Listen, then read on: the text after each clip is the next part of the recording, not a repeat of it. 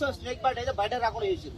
ఒక ఉప ముఖ్యమంత్రి మీరు వచ్చేసారు, కలెక్టర్ గారు వచ్చారు, మళ్ళీ మీరు అధికారులకు ఇంత పర్యవేక్షణ చేస్తున్నాను చెప్పాను వస్తాం.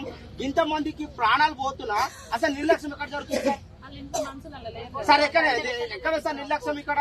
అంటే పేద విద్యార్థుల ప్రాణాలు కనిపిస్తాయా సార్? అలా ప్రాణాలు కావా సార్? మీకు కనిపిస్తాయా సార్? ఇద్దరు విద్యార్థులు చనిపోయారు సార్ అక్కడ. ఒక తల్లి ఏడుస్తా ఉన్నారు అక్కడ. ఎవరు ఇస్తారు సార్? ఇప్పుడు ఆ విద్యార్థులకు కడుపుకోత ఓన్లు ఇస్తారు. ఇద్దరు విద్యార్థులు చనిపోయారు, ఉన్న వాళ్ళు కడుపుకోత ఓన్లు ఇస్తారు సార్. చదువు ఏదో ఇంటికి పరిస్థితి బాగాలేక గురుకుల చదివిస్తే ఇలా గురుకుల ఫుడ్ పామ్ కార్డులకు గురైతే మరి ఎక్కడ చదువుకున్నారు సార్ గరీబోళ్ళు? అధికారులు మీరంటే అధికారులు అధికారులు ముఖ్యమంత్రి పిల్లలేమో మంచి మంచి కాపేయాలి అనుకుంటారు. డిప్యూటీ సీఎం వచ్చిన తర్వాత స్కూల్ పైసలు ఎక్కువ ఇప్పటికి కూడా కలెక్టర్ గా వచ్చి అధికారులతో ప్రభుత్వంతో స్పష్ట ఆలోచనలు సార్.